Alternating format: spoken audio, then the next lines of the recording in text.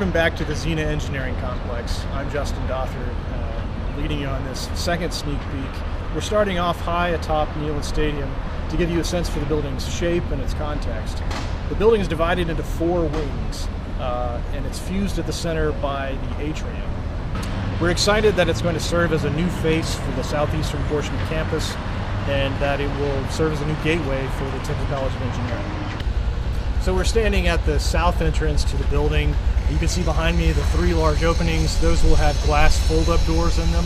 And on pleasant days like this one, those doors will actually be capable of being folded up, and so that you can have what's going on inside, which happens to be the Cal Innovation and Collaboration Studio, come outside at that point.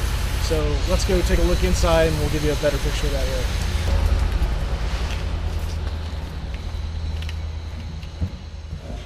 So this is the Cal Innovation and Collaboration Studio. You can see that there's a large area on the floor where we are, and that will have a plethora of benchtop tables and stools. Also, it will have a lot of laser cutters and 3D printers here as well. What really supercharges this space and makes it capable of really facilitating that ideation and iteration of innovation, let's say, is all of the tools that are off to the side here. So behind these walls will eventually be a metal shop, and over to your right there will eventually be a wood shop.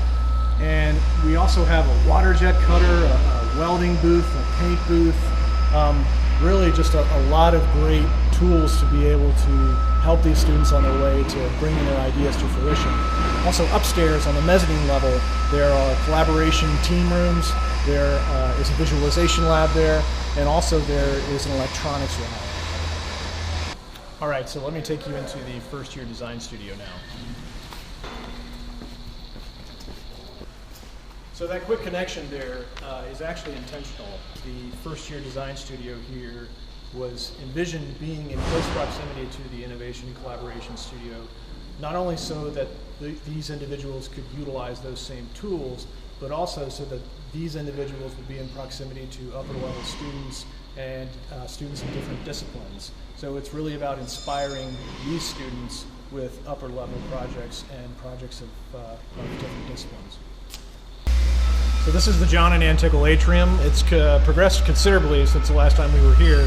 You can see the orange Core 10 panels behind me that are flanking that staircase all the way up 6 stories. Just imagine during class changes, 2,000 students at a time making their way through this atrium. So also on the ground floor will be a remembrance of Estherbrook Hall, which the Zeanah Engineering Complex replaced in 2018.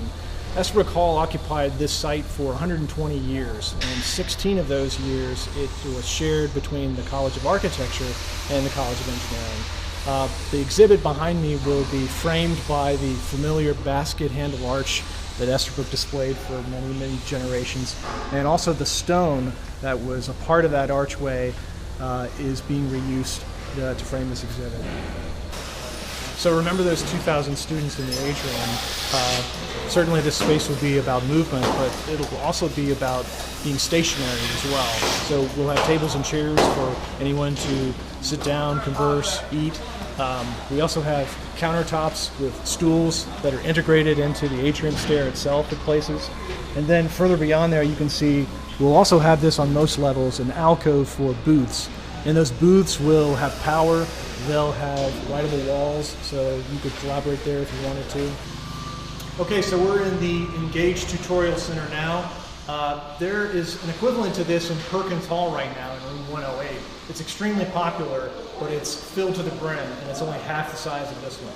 So luckily this one will accommodate the popularity of the space much more. What happens in there is that students come to gather to receive additional instruction, to study together, and they'll be able to do that here in a much better fashion.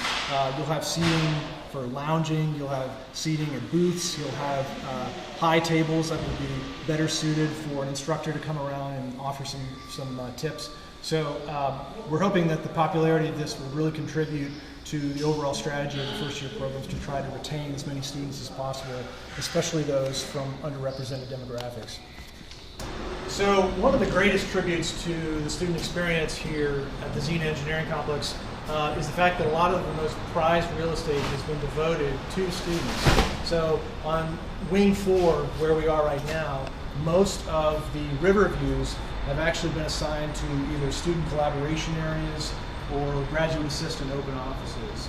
And you can see off there to the side that there's actually even a terrace off of this particular student collaboration zone. And further behind us are a few more smaller collaboration rooms as well.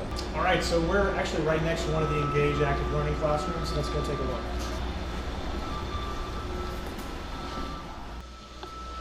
So this is one of the Engage Active Learning classrooms.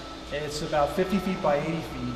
And at this size, it would hold about 128 students. What's really interesting about this room is that it was designed around a particular way of instructing students who will be mostly in groups, but the instructor can decide whether to address the entire 128 or at the touch of a button can subdivide the room into 4 different rooms of 32 if they want to. So really a lot of flexibility there. And the fact that this repeats itself 2 more times in the building means that you would have about 384 students at a time being instructed in these rooms. So we're standing in one of the Flex research labs. If you recall, Flex is in the name because engineering has a diversity of applications and therefore it has a diversity in what its research requires. We have wet labs and dry labs in this building. Typically wet labs, which have a lot more fume hoods like what's behind me, are located lower in the building. The dry labs, which have fewer fume hoods, if any fume hoods in them, are located higher in the building. And really that's by code. But what is nice about this building is that there is the ability to grow in the number of fume hoods beyond what we have on day 1. All right, so imagine you just got off a freight elevator onto the 5th floor of Wing 2. We are surrounded by dry labs. And what is a neat feature of the research laboratories in this building are windows just like this one. There were several mandates from the college administration about what this building should do. One is that it should be a gateway, that it should be welcoming and inclusive, and that it should promote a culture of safety. This window does all 3 of those things. What it does is it visually welcomes visitors into what is previously hidden research, and it provides for those individuals who are official on the inside more of an onus to prioritize safety protocols. So now we're at the end of the 5th floor dry lab corridor. The end of every research lab corridor will have a collaboration area. What's nice about that is that professional research can be taxing and isolating, and so providing a spot for those folks to actually congregate, to exchange ideas, to rest, frankly, will be really a welcome addition to this lab area. Off to the side here will be a conference area and a kitchenette, and then if you come around here, you'll see that the best feature of this collaboration area is the view of downtown and the Henley Street Bridge. And every research corridor collaboration area will have a view just like this.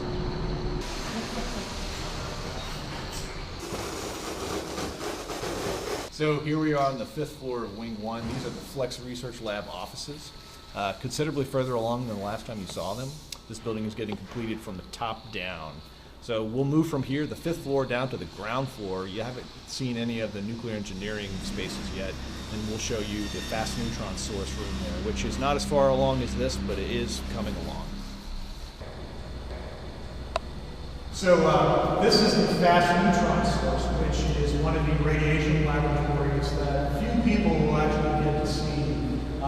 This space, you can hear the echo in it. It is solid concrete, and by solid concrete I mean sometimes the walls are 4 feet thick. The ceiling above us is actually 5 feet thick. And what's tricky about concrete pours for that thick of a mass, in fact it's called mass concrete, is that sometimes the temperature of the concrete can get so high that it actually weakens the structural strength of the concrete. So the slurry has to get delivered to the site in a chilled fashion, and the temperature of the pour has to be monitored in the forms with embedded sensors just to make sure that the correct temperature parameters are present. So really tricky and more than meets the eye location. Well, that'll about do it for this trip. What you've seen is a pretty good chunk of the Zeanah Engineering Complex, which is about 232,000 gross square feet, and will magnify the impact of the Ticker College of Engineering. This project is funded by state appropriations, campus contributions, and generous donations from people like Eric and Elaine Zeanah. This project is being worked on by dozens of individuals from the university. I want to call out Dr. Bill Dunn as being really integral to the success of this project. This project is led from the design side by McCarty Wholesale McCarty along with Smith Group. The construction is led by Blaine Construction Corporation. And on behalf of everyone working on this project, we hope to see you in the fall, and go Vols.